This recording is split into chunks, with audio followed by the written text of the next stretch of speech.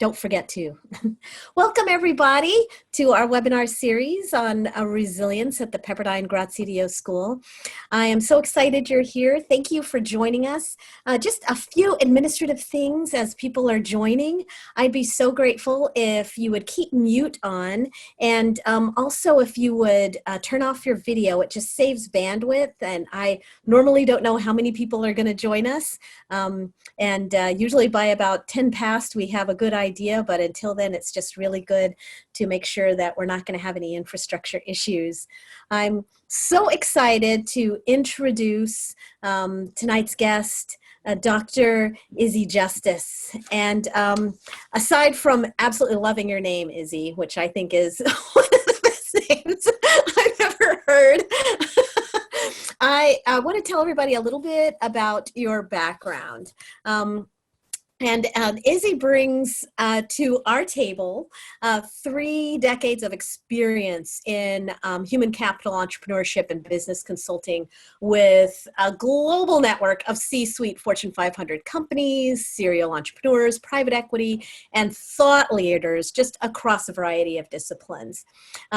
He started 2 companies, including an award-winning software as a service company, EQ Mentor, which was published in HBR, received Talent and Innovation Awards and Startup Awards and Technology Innovation Awards, and basically redefined traditional coaching for us. He's worked at Deloitte and Accenture prior to his foray into entrepreneurship, and he's coached over 30 CEOs, dozens of chief people officers, and his focus is really on unlocking the human potential, leveraging emotional intelligence as a key competency. He's authored 7 books, including his latest, which you see up here, Healthcare EQ, co-authored with Bob Driver, who's an MD. And he's just done groundbreaking neuroscience work on human performance over the last 5 years and has redefined many of the paradigms of the past. Just a fun fact, he is also a 5-time Ironman finisher. So Dr. Justice has done a lot. And thank you so much for joining us, Izzy. Thank you, Charlotte, for having me. Good evening, everybody. I'm delighted to be here to talk to you about a topic that's very near and dear to my heart, and I'll get right into it. I just finished my 8th book. I finished it last week, as a matter of fact. It won't be out until late this summer. My 7th book that I wrote is the one that you see on the screen up there. It's called Healthcare EQ. Now, don't worry, I am aware of my audience. I know I don't have a lot of healthcare folks here on this webinar, but I want to give you a context for the neuroscience and the science and the research to set up the stage for what I want to discuss with you, which is really emotional intelligence, but added on to emotional intelligence, just some neuroscience around stress. Prior COVID, this was a hot topic, and I'll share with you some of the reasons why. You throw in COVID on top of that, and it's just exponentially, globally, holistically, more stress across the board, genders, races, cultures, geographies, globally. So Bob Driver, my co-author of my last book, is an emergency room physician. He came up to me in 2016. This book was published in 2017. So 4 years ago, he came up to me and he had read some of my prior books, and he threw this question in my face, which was, how would you really like to make a change and really help the world? And obviously it was a loaded question. I said, sure, tell me more. And he said, let me tell you about what I do. And he told me about his life as an emergency room physician. And I'd worked in healthcare, but I hadn't really, have a lot of experience with the emergency room. An emergency room, as you can imagine, is a 24/7, 365 operation. There are typically 12-hour shifts. He had just, as a 44-year-old, I believe, at that time, just gone through a divorce. He had 2 little children, both below the age of 5. And he said, in all the years that I've been trained, 4 years of med school, 3 years of residency, another several years of training, he had only taken a 2-hour class on sort of psychology, if you would, or mental health. So he really wasn't prepared for everything that goes on in the emergency room. And he described the emergency room as a war zone. People come in, human beings come in at their worst, at the most vulnerable moments.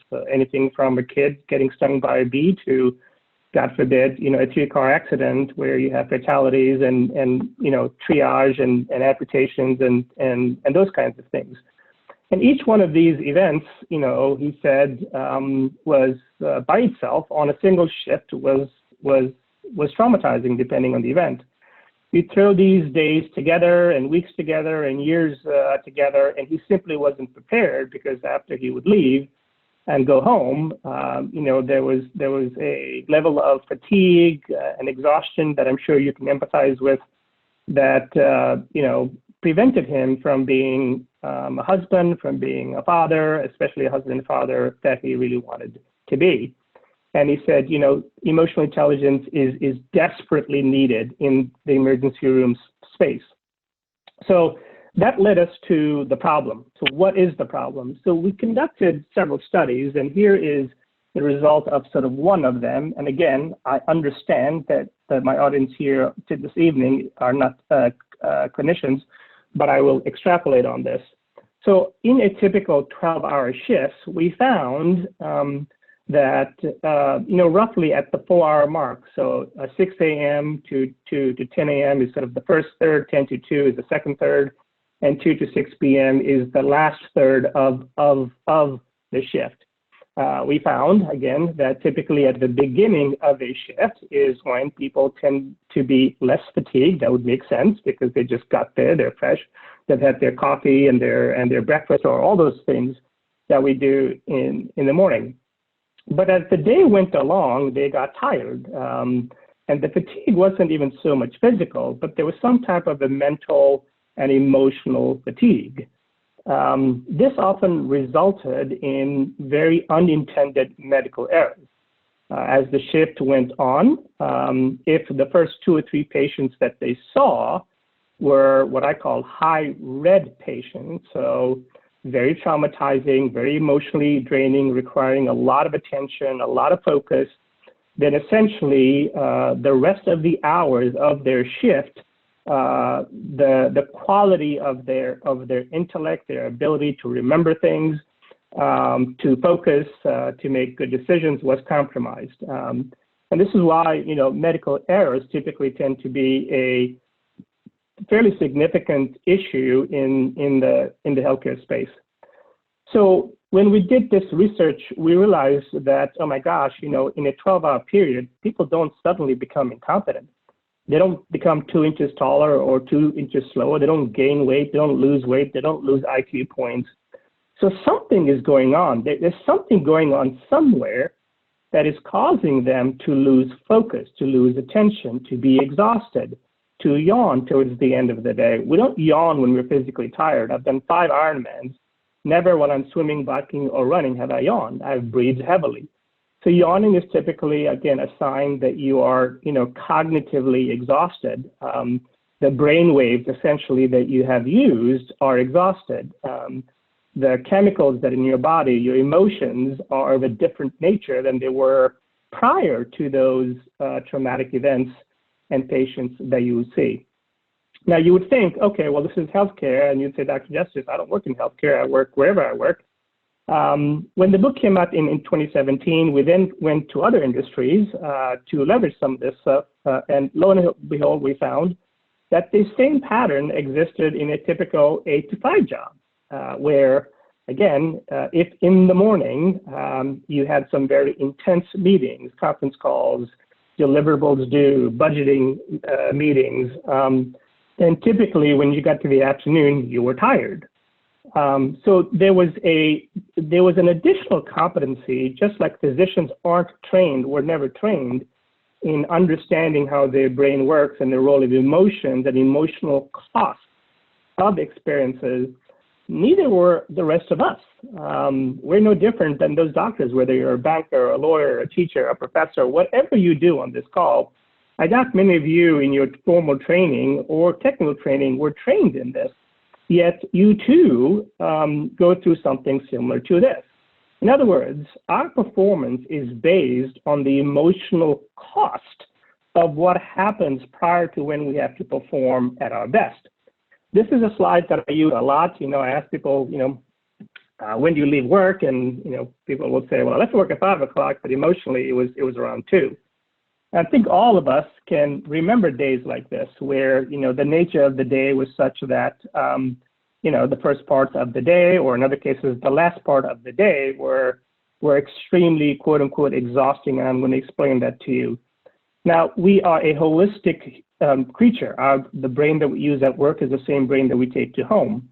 I remember in the 80s, we used to say, hey, what happens at work, keep it at home. What happens at work, keep it at home. And that was actually one of those, de facto sort of, business mantras. And we realized very quickly that that's not physically, cognitively possible. That is literally impossible. So, we let these days accumulate. And it's no surprise that mental health right now is arguably one of the more significant pandemics, I hate to use that term in a time like this, and is at the root cause of so many other ailments, so many, like, even addictions. These are mental health issues that are showing up, all types of them. So it behooves us, all of us, to really have some literacy, even a basic level. You don't have to be a neuroscientist, but if you can describe your shoes better than you can describe your brain, you should consider that unacceptable. So let's see if I can give you some sort of basic understanding of the brain. So here's the picture of the brain. And I could talk about the brain for hours, but essentially what I would like for you to know is that unlike any other organ in the human body, the brain is essentially a large electrical circuit board. Our heart, for example, has arteries, and you can see how the blood is being pumped and how it comes in and sort of how it goes out. The brain we've had very little access to until, quite honestly, the last probably 20 years or so, because it was inside a skull and you couldn't see it. And if you cut it open, you did a lot of damage. So until, scanning, really advanced scanning technology, these helmets that you can now wear and measure brain waves, we can actually measure neurons that are traveling on these neural pathways. We can simulate experiences and say, oh, where is this going? So think of the brain as this, complex highway or interstate system. And these roads, these sort of interstates, I-40, I-4, I-10, I-95, whatever is in your part of the country, these roads are sort of neural pathways, and traveling on them are neurons. Neurons are like cars on a road. And when we are stimulated through one of our 5 senses, when we see something, we have to give it meaning. In order for us to make sense to it, in order for us to respond to it, those neurons travel in these neural pathways. They retrieve a similar memory to sort of give it meaning. If I showed up in your office space with a nice suit and a great smile on my face and a flower, well, very quickly, your eyes would see, a person who is dressed very well, who is smiling, and they have a flower. And, each one of those attributes is being processed. It's being given a meaning. We don't think of it, but it is. And you say, oh, this is safe. This is good. Seems like a nice guy. If I had a wonderful smile, an amazing suit, and was well-dressed, and in my hand, instead of flower, I had a knife, you wouldn't even look at me. You're like, oh, my gosh, here's a knife. I got to run. And, how did you know that a knife is bad and a rose is good? Well, because these neurons travel somewhere in our brain to give it meaning. In other words, our brain is constantly working. It's constantly looking at what is that you are seeing, you are doing, you are feeling, you are hearing, and it has to process that. And there are millions and billions of these neurons that are traveling on this roadway. And so that's a lot of electricity that is in the brain. And that'll make more sense as I keep going. But that's sort of very cursory understanding of the brain. The brain essentially has two functions. One, the obvious one, is that it makes decisions. You then decide, okay, I'm going to say this, I'm going to do this, or subconsciously you feel something, you feel good about something, you feel bad about something, you feel happy, you feel sad. These chemicals, as a result of the stimuli are released in our body, and we make sense of it.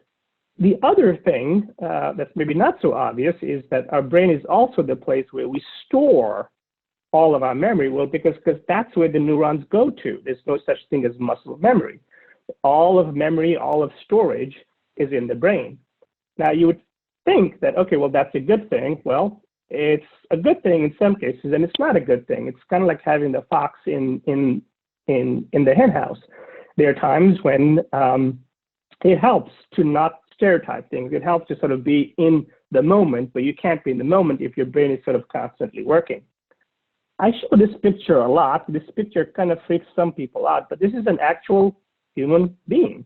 This is a brain, there's the spine, and that's, what I call it the cable system, but that's your nervous system. So everything other than this is a costume. Organ in our body is dependent on this system. Everything, our pancreas, our kidney, our liver, our heart, the muscles, all the things rely on the brain making decisions, and then the brain through this cable system sends those currents out so you can move your hand here, you can look over there, you can smile, you can respond, you can make sense of something. And so when you look in the mirror, I know you see hair and you see your face and you see the clothes that you're wearing, and that's not really who you are. Everything that you are, everything you've been, all your memories, all your hopes and your dreams, all of it essentially sits in this one system that you are looking at. So this will make more sense as we keep going, but let's go through very quickly some key facts about the brain. The first one is there is no random. The brain does not do random. The brain may do things, you may exhibit behavior or thoughts or emotions that you don't understand.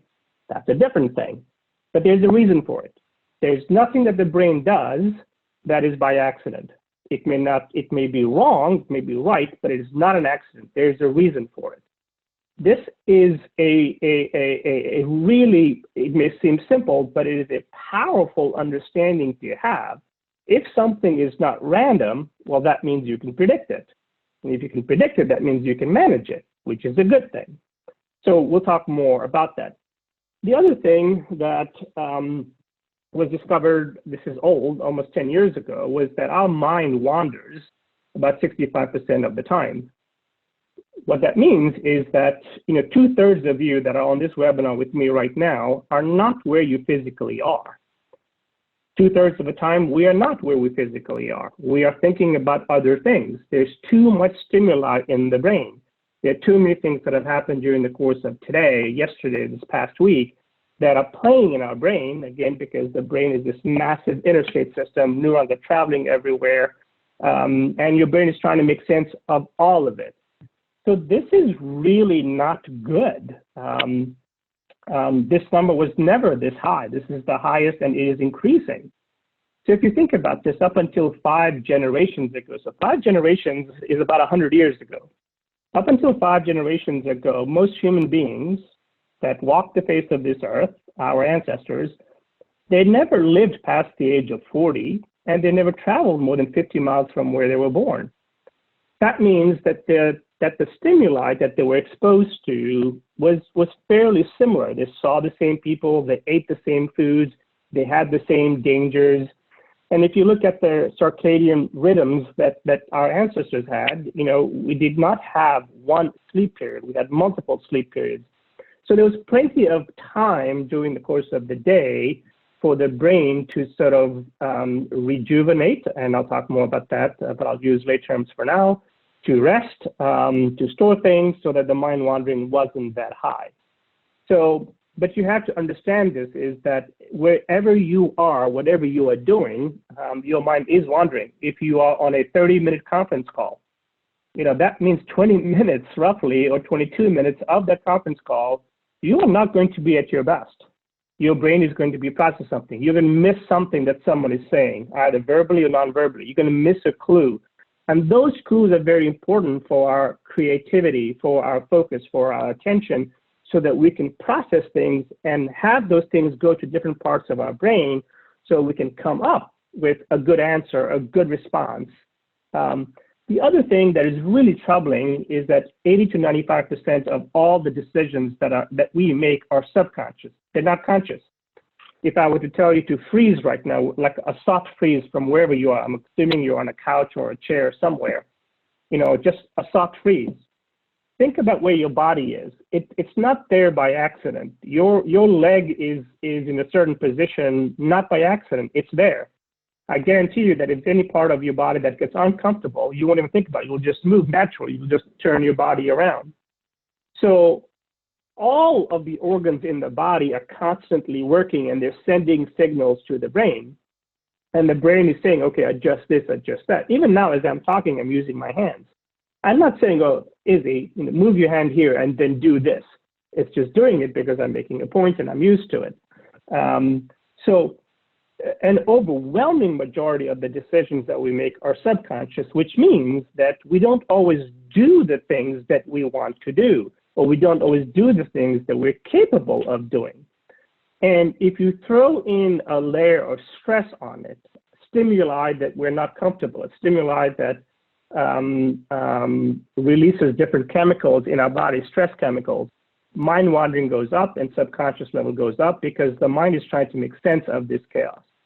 So our brains are really not designed for the world that we live in today. Today, in this little cell phone that I have, I carry with me constantly this enormous global stimuli.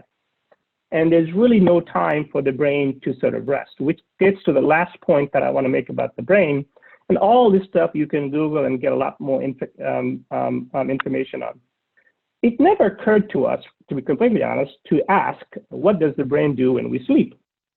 Why would we ask that question? We assumed it is resting. But once we had access to the brain, again, just in the last couple of decades, we've begun to ask that question.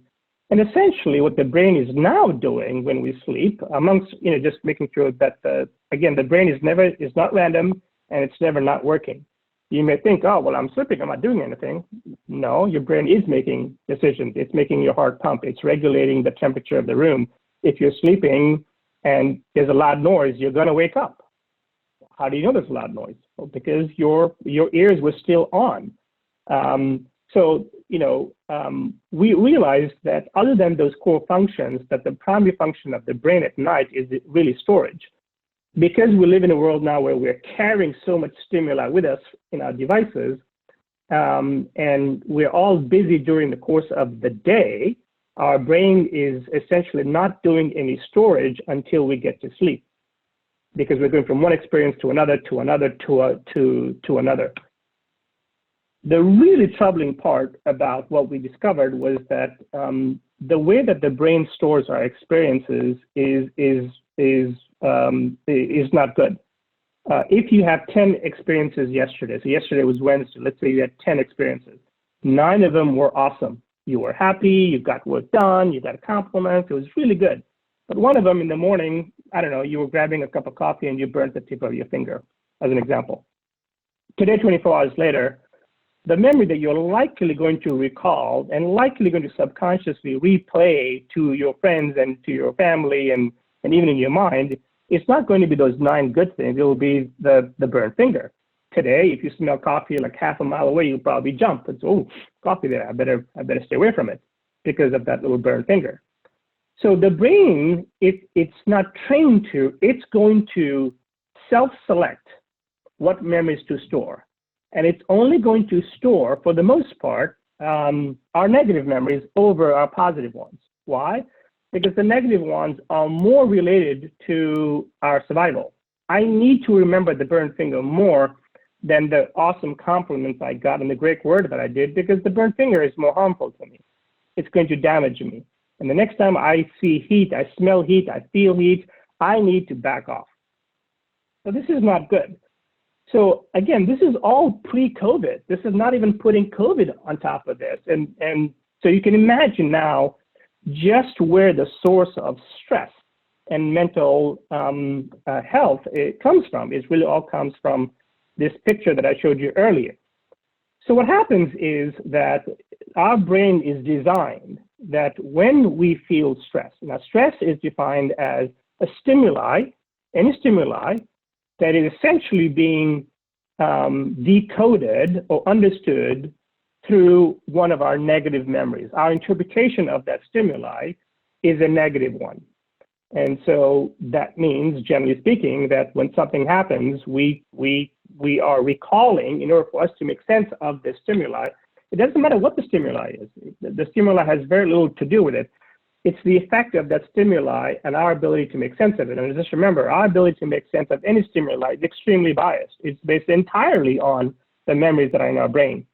It's the only place the neurons can go. There's no objective thermometer in our brain. So our software is all different. And if you had experiences earlier in your life that caused you trauma, then those experiences are going to be the ones with which you judge every other experience. So you'll see when the emotional temperature is low, so the brain waves, our brain has these electrical currents. They're called brain waves, anywhere from 0 hertz to as high as 40 hertz. So when we are calm and relaxed and smiling and can remember stuff and do things and notice amazing things, we typically have low frequency brain waves in our brain. And the intensity of them is also low.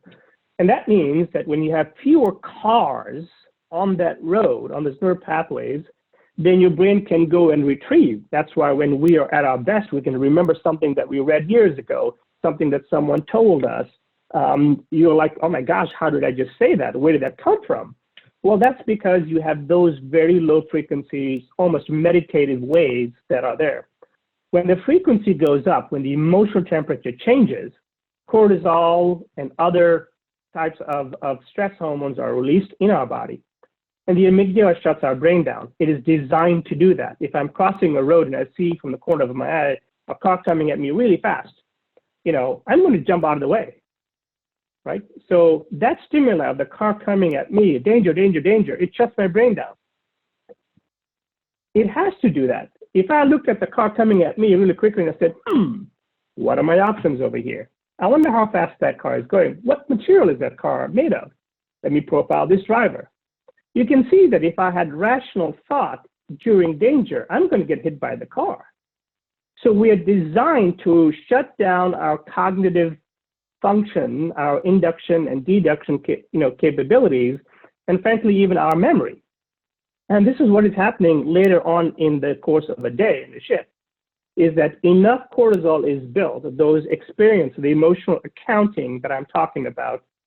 We're not trained. We're not trained to be emotional accountants. We're just trained to go from one experience to another and man up and go after one thing and then just go after another.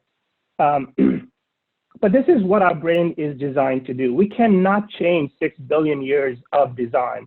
We are a living creature like every other living creature. We're designed to survive. We're designed to store our negative memories. We're designed to run from fear. And again, if you think about this, unlike the ER, so the rest of us normal people, we don't choose for negative things to happen to us. Yet, invariably, every single day, something is happening to us. You may get caught up in traffic. You may lose a file on your laptop that you were working on. Someone may yell at you. You might be under pressure to get some project done. But there's really no escaping negative stimuli. It's constantly there.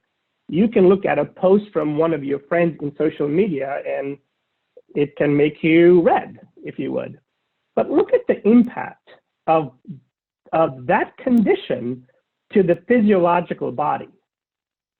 If you read through this list, you can now begin to see how what are often downstream either behavioral or addictions or all kinds of other health diseases, if you would, they all essentially come from the stress level that is in the brain. And it sometimes it's one experience, but most often it's an accumulation of experiencing happening on a daily basis that we are doing no accounting for. We're doing nothing consciously to sort of compensate and try to dilute that. So physically, when you're in this condition, our research, 15, 16 years ago, when I was running the EQ company, a coaching company, showed that 4 out of 5 Americans are sort of permanently in some state of this. Now, in the brain, in this red state, if you would, you can see what happens now. So when there are more thoughts in your head, and those thoughts, which means lots of cars are on your neural pathways, and they're going to a lot of different places to make sense of what's happening, right? That means that the frequency is also high. The intensity of them is higher in our brain. That means there's more current. We can measure this through EKGs and sort of brain scans now, and I'll show you a picture of that. But we then revert to the same behavior as a car coming to us. Now, you may say, if I get a really nasty email, Dr. Justice, that's really different than a car coming from me. You're right. Getting a very nasty email that makes you very angry is completely different in terms of a stimuli than a car coming at you that's about to hit you and kill you. But in terms of the physiology of the brain, they're both threats. One is a physical threat, one is an emotional threat. The biological sequence of events, the glands that are activated, the neural pathways that are shifted is identical. So when we're consuming, all kinds of experiences in our phones, in our daily lives, and we don't account for them, we don't ascribe a value to them, then you can see how being in this state day after day is leading to, mental health issues and this thing that we call stress. Now, good things happen to us too. And you can see that when good things happen to us, the physical body changes. Different chemicals are released in the body. And you can see that our brain changes. So certain chemicals, it goes into the brain and it shifts those neural pathways. It lowers down the frequency of those brain waves. And it allows your brain to go to different places and to be curious and to be aware. So our body, 95% of our body, or 93, 94, depending on what study, is fluid. We are a chemical test tube. We are this massive fluid. And when these chemicals are released in our body, because of the way that our brain is making sense of something, we're in this constant ebb and flow and really at the mercy of what is happening to us. This is a terrible way to live. It's a terrible way to go from one experience to another and not take any inventory, any accounting of the cost, the emotional cost, the physical cost of what the value of those experiences are. And this is what emotional intelligence really is. So there's the amygdala. Those are the 2 glands. There are other glands, but those are the 2 ones that are sort of responsible for the chemical regulation. They release chemicals in the body, and it's no coincidence that they're way up top. So if you're standing up, gravity alone can get there. So let's go to solutions now. So we're at the 10:36 mark. So we've got about 14 minutes. So let's go to what can you do now based on everything that I've shared with you. I think the first thing is you have got to come up with a new language. I've talked about this in all of my books. And the language that I like to use is red, green, yellow. One of the first things that you can do starting today is imagine that over your head is this speedometer. And it's a very simple question. How do I feel? Are you red? Are you yellow? Are you green? The definition of green is I have these very low frequency waves in my brain. I feel comfortable. I feel relaxed. I can remember things. I'm paying attention. I don't have to do anything. It feels effortless. It's being in the zone. Red is I am red. I'm angry. I'm ready to break something. I don't even want to be here. I just want to leave. It's like, I want to punch something. I want to break something. And yellow is where most of us are most of the time. Now, if you want to be at your best, you've got to move that needle towards the green. You've got to say, okay, what can I do? But what you can do is first based on, have you taken your emotional temperature? Now, these labels, I will tell you that the labels that we all use, happy, mad, sad, glad, joy, sorrow, these are labels that our Bronze Age ancestors came up with. They look at people and say, oh, you're smiling, so you must be happy. What's the difference between happy and being joyful? So the labels that we have used historically are, in fact, pretty inaccurate. They're just behavioral. They're not emotional and they're not cognitive. So to me, a red, green, yellow is infinitely simpler. It's a universal language. It's a traffic light, which is on the cover of all of my books. I have a red, green, yellow traffic light because it is a better and more accurate reflection of what is happening in your brain.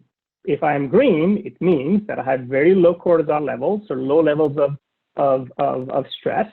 My brain is wide open, meaning it can travel. The roads are clear. There's not a lot of traffic. I can remember stuff. I can do stuff. I know what questions to ask. I know what to say. But again, I really want to underscore, most of us are permanently living in this yellow state. So the first tool that I want you to consider adopting is, can I think of this speedometer over my head all the time? And when I have what I call my game time, those times when I have to perform at my best, can I see where I am? And can I say, okay, in 30 minutes from now, I'm going to a meeting that's very important. That's my game time. I got to get to green. Let me take my temperature. Am I yellow? Okay, well, what can I do to get to green? Am I red? Or I got to do a lot of work to get to green. So just having a different language, a language of colors, is usually non-judgmental. If I say, oh, you look sad, I can, oh, what do you mean I look sad? We sort of instigate all these defense mechanisms. So here, literally, is a brain scan. These are digital images of the brain. And when there is heat in the brain, that means there are a lot of brain waves, and they're high intensity brain waves. It's more red because of the heat. So it's no coincidence that, again, you can see that when there's so much in our brains, which is what we call stress, all that means is there are lots of brain waves, and most of them are going to a negative place to make sense of what is happening to you. That's essentially what stress is. Then these signals go through that cable system, and they then impact the rest of our physical body. Then we get aches and pains. Then we get issues name it, kidney, diabetes, all these other things. Again, it's because the current coming from the brain is coming from a red brain. So really, the way to get to the root cause, the upstream factor is, I've used this analogy a lot when I'm speaking. If you have a little cabin by a river, and every day that you wake up, you see trash down that just shows up on this river. Well, you could pick up the trash and you could throw it in the trash can. But isn't it better for you to go upstream and say, where is this trash coming from every day? Let me just go clean it up there so I don't have to do it every day. And so the upstream trash is really a lack of our emotional accounting of what has happened to us in our past and what is happening to us now in terms of our experiences. So one of the things the second thing that I want you to consider, the second sort of takeaway is, you can take your day, your 8 to 5, 8 to 9, whatever, work day that you have, and you can create this sort of accounting system and say, okay, every 3 hours, where am I? What's my temperature every 3 hours? Am I red? Am I green? Am I yellow? And just see what that is. I guarantee you that if you do that, you will find a stunning correlation between your being green and you're making good decisions and performing at a higher level. So case in point, here's one over here. This is a very typical day in someone's life. Things happen and I had them plot where they were. And so if I were to ask you, if this is, Charlotte, let's say this was Charlotte's day yesterday, and we would say, hey, Charlotte, and all of us were her coach. And we would say, okay, what is the best time for Charlotte to make a very important decision? I think based on this graph, you would say clearly it would be sometime around 10 p.m. last night. Why? Was she somehow more intelligent then? No. Did she weigh differently then? Did she look better at 10 o'clock? No, because her emotional temperature was mostly green. That means the brain waves were very light, and they were of low intensity. That means she can access and maximize her ability to do induction and deduction and increase her sort of cognitive function. This is emotional intelligence. It's taking into account the cost of what is happening to you. So one of the things that you need to do, again, is to identify what your game times are. So let's say tomorrow you have two big meetings. You have a meeting at 10 a.m. and you have a meeting at 2 p.m. Now you have other things throughout the course of the day, but these are your two big ones. Well, what do you do? Well, I would argue that the most important time that you need to manage is that hour or so before that. That's when you need to say, okay, I don't have to be green the entire day. It's impossible for me to be green the entire day. I don't need my brain to be in green the entire day. It's impossible. There's just too much stimuli in our brain. But one question you should start asking based on having that thermometer is, what is my game time each day? Maybe 2 or 3 times more than others that you have to be at your best. That hour or two before that is your key time. The hour or two before this webinar is when I really meditated. I listened to the music that I wanted to listen to. I went through some of my notes. I made sure that I was green. I made sure that I shut the door. So I did things prior to this call to make sure that I was as green as possible because I am performing in front of you. Here's another tool you can use is simply, become an emotional accountant. So this is something that we taught doctors and nurses to do, is every patient now gets a value. So they based on the red, green, yellow. If a kid came in and I put some stitches on them and they left smiling and laughing and they gave me a hug, well, that was a deposit. That means I'm good. If I had to amputate someone's leg and deliver that news, that's a massive withdrawal. If I had to give somebody a shot and they didn't feel good about it, that's also a withdrawal. So when I was doing my Ironmans, I hired, this is years ago, I hired a sports nutritionist. And the first thing she made me do was she gave me a little log book and just said, I want you to track everything that you eat and when you eat it. No problem. After the third day, I got sick of myself. I couldn't believe what I was eating and when I was eating it. And I was an athlete. I was like, oh my gosh, this is horrible. But in the same way, we are emotionally and intellectually consuming experiences for our brain to process. The nutritional stuff that she made me do is what our stomach processes. Right, our bloodstream processes. Good. But oh my gosh, we need to have an EQ diet, a mental diet, and it starts with taking inventory of your day.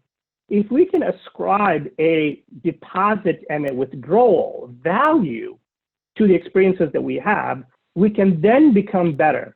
We can say, oh, okay, these 3 meetings cost me a lot. I need a break. There's no way I'm going to be effective. If I have something else to do in the afternoon that's more important, I'm going to move it because I'm not going to be at my best if I have the opportunity and the flexibility to move it. So emotional accounting, I talk about this a lot in my book. Doctors and nurses have adopted this. If an ER doctor sees 2 or 3 red patients early in the morning, because they have a language, they take a break. There are sets of activities that they do to refuel, to refill that tank, if you would. The last thing I want to go over is sleep. I cannot underscore to you how important this is. The 90 minutes before you go to sleep is the most important 90 minutes of your day. If you let your brain store all the things that happen to you during the course of the day, it is going to self-select. And it is not going to self-select in your favor. It will self-select all the negative stuff first. Why? Because it wants to protect us. We need to remember that. If somebody lied to me, I need to remember that person is a liar. I'm not going to trust that person anymore. So that memory is going to overshadow all the good things that have happened if you do nothing. So that 90 minutes is really important for you to take inventory. How do you do that? You do an accounting log of what has happened to you during the course of the day. That same sheet that I just showed you earlier is what you need to do every night. You don't have to go through every single event, but you got to take your sort of top 10 and say, these were my withdrawals and these were my deposits. And just like I personally got sick of looking at my own physical diet after 3 days because I couldn't believe how bad I was, you will find just by having that visual in front of you that, oh my gosh, okay, I need to make sure that I remember the positives. I force my brain to remember the positives. Some people call this gratitude. Well, what am I grateful for? That's true, that works. But this is slightly different because you're taking inventory of both. You've got to take inventory of the negative and the positive because your brain is already doing the negative, whether you are aware of it or not. In that 90 minutes, the only way that you can do the accounting is if you cut all stimuli. You need to cut the light. You need to put your phone and your laptops and TV and music, unless it's very light music, completely away for 90 minutes before. If you do not do this, your brain is going to accumulate all these negative memories. And by the time you get to be 30 years old, your brain will have the negative memories of generations of people from the past because they didn't have that many negative memories. You need to wake up in the morning not having inventoried, not having the lens of what happened, just not just the negative things of what happened to you, because that's what we're doing now. So stress is nothing more than this. Managing stress is essentially becoming a emotional accountant. It's having a language to be an emotional accountant. And I just taught you that language, red, green, yellow. It's seeing where I am on that speedometer. It's saying, okay, if I'm yellow and I have a game time, whatever that game time is, it could be dinner with your family, a conversation with your child or your spouse or a dinner date or whatever it is, that's your game time. In that moment, you want to be present. You want to be engaging. You want to be cheerful. You want to celebrate those, the fact that you're alive. So pick your game times and then manage that time before that by making sure that you then can proactively do some deposits so that you're not depleted, which is what happened to my co-author, Bob Driver, was no one taught him what I just taught you. And so he went home year after year, and again, he ended up in a divorce, in a tragic divorce where he gets his kids now, every other week. And so that's what we are essentially doing to ourselves. So let me just take the last 2 or 3 minutes and sort of wrap up. This is my second to last slide. So what are the key takeaways here? Start to take your emotional temperature. One of the things I might ask you to do is to set a silent alarm every hour on the hour tomorrow and for the next 7 days. Wherever you are, whatever you're doing, just ask yourself one question: how do I feel? Am I red, am I green, or am I yellow? If you can do that every hour on the hour for the next 7 days, you will become good at it. It will be a more organic and natural question that you will ask yourself, which is what you should be asking yourself anyway. Second, become an emotional accountant. Take inventory, ascribe a cost value to the things that you are consuming emotionally and cognitively. If I eat 5 hamburgers and donuts, I know I have eaten an unhealthy meal. Experiences are no different. You've got to, just like you as soon as I told you 5 hamburgers and 10 donuts, all of us knew, well, that can't be healthy. But the same level of literacy has to happen with our experiences at work. How much did this meeting cost me? How much does that person who I don't like cost me? I had to work with that person, but it's going to cost me. Okay, well, I better do something healthy after it before my next meeting. Manage your game time. You don't have to be perfect the entire day. You don't have to be green. It's impossible. I can't do it. So find out what your game times are. Whatever your game time is, when you got to be at your best, when you need your brain power, that hour and a half, 2 hours before that is absolutely critical for you to refuel. And then lastly, the most important thing, in my opinion, if you don't do any of the above, is please, there's a lot of good information on the internet, on YouTube, TED Talks on sleep. Sleep.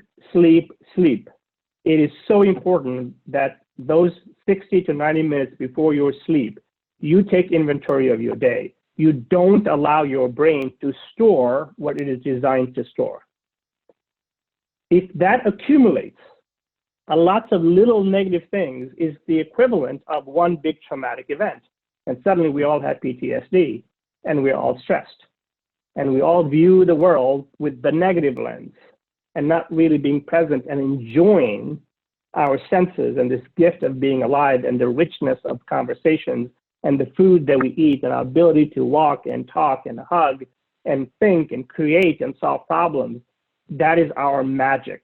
We are our own worst enemy because it's our brain that is the commander, the general.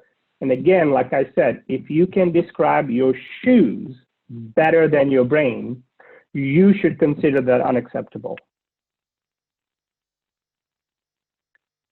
Sharla, I'll turn it over back to you. I know we have about 7 minutes, and I'm happy to take any questions. Thank you so much. This has been so informative because, as you mentioned earlier, with the additional overlaying trauma of COVID, we're having to rethink how we can be at our peak performance and ultimately how we can manage all this stress. So there were a few questions. The first one was about the electrical and semiconductor models that are being developed to examine this phenomena. And I guess the question is, are you engaged in this kind of research? So, you know, the kind of modeling that you were talking about. I am not directly involved in it, but I actually belong to some peer teams. As you know, in order to get research published, there's a peer review process. And because I'm a practitioner, I am invited oftentimes to review a lot of cutting edge research and be part of that, you know, validation process. There are a lot of data out there, and you know, my only suggestion to you is, you know, if you are going to learn this stuff and if you're going to learn about your brain, you know, start with the simple stuff. Start with the stuff that you can control. You can control taking your emotional temperature. You can control changing your emotional temperature. You can control what you consume emotionally, experientially, cognitively. You can control what it is that you put in your brain. You can control what it is that you decide to store each night and what you want your brain to store. There are tools that can show you how that is being done, but those are just tools. Ultimately, you are the one that has to do that. So if you're further along in this journey of understanding neuroscience, then yes, then I would say use all those tools. But I actually went backwards. I started using these helmets and brain scans, and I've probably studied thousands of brain scans and EKGs, and ultimately, it just all that was sort of validation of what I just told you. They begin to look the same. So again, my advice to you is it's very easy to make simple things complex, and it's really hard to make complex things simple. So, you know, keep it simple. Just start taking your emotional temperature, start being an emotional accountant, have an EQ diet. Awesome. Well, there's a couple of other questions that are relative to that. So assuming that we will continue to consume multiple stimuli, you know, numerous cars, things like that on the brain superhighway, is it beneficial to remove the cars or to use some of these tools that you're talking about, practice exercises to slow them down or remove them? And then there was a related question about, you know, what might some of these exercises be that doctors are using? Yeah. So that's a great question. And just there's so much data on that. So the answer is yes and yes. But you cannot not live. Part of living is you got to be out there. Part of living is that you're looking for ways to improve the human condition. And if you really are in that world, and you can do that whether it's your job to or whether it's not your job to, but you know, we have to interact with other human beings. You know, I think in one of the conversations, Charlotte, that I had with you, I said, if I had a brand new cell phone that you'd never seen, I said, Charlotte, this is the most amazing phone in the world. It can do practically anything. It's the same strength as an IBM superpower computer machine. Like, you will never need anything for the rest of your life. It will do everything for you. But it'll only work if it's in a good mood. You would never use it, right? You're like, oh, are you kidding me? But yet that's the standard that we hold ourselves to. Mm-hmm. Mm-hmm. If we only work when we're in a good mood, like, that's a problem. So, but that's how we work with others. We all know, oh, if I'm in a meeting and whoever else is in the meeting isn't, there or present, or is maggy or is too negative, well, all of us know that meeting is not going to go well. So you cannot control many of the negative experiences, but I agree with you. You can certainly eliminate them. And I think eliminating negativity from your life, so either people or circumstances that you can eliminate, is in fact incredibly healthy. It takes a lot of courage to say, you are not a good person, or like, I cannot change you, to leave a job, to leave a relationship that is constantly feeding you cortisol. It takes a lot of courage to do that, but it is one of the more healthy things that you can do. Now, in terms of using tools, like I said, I only had 45 minutes. I talked to Charlotte about this. There are many, many, many tools. They're in my books. They're everywhere. I write a blog. And I've been writing blogs since 2008, I think. They're 300-word blogs. They're very short, but I end each blog with giving you something to do that is related to everything that I just talked about. I tweet a lot. There are little tips there. But that list is a very long list. We don't have time to go through that list now. Again, in 45 minutes, I just had to pick 3 or 4 things, which I did, that I thought could be enough to whet your appetite and to stretch your thinking muscles and get you to consider becoming an emotional accountant, which is what I would love for you guys to do. That's wonderful. Can you one more time share the slide that has your blog on it? And I believe it had your Twitter handle, because I think those resources would be extremely useful. Okay, so I am on that screen now, so obviously you cannot see it. So yeah, I think you have to share it again. Let's see. Let me see. I can just give it to you now, or it will be in the recording. My Twitter is @IzzyJustice, and my blog is izzyjustice@wordpress.com. Okay. And if you just Google me and say Izzy Justice Twitter or Izzy Justice blog on Google, my stuff will come up. That's fantastic. Well, Izzy, thank you so much for joining us today, for sharing your expertise and your knowledge.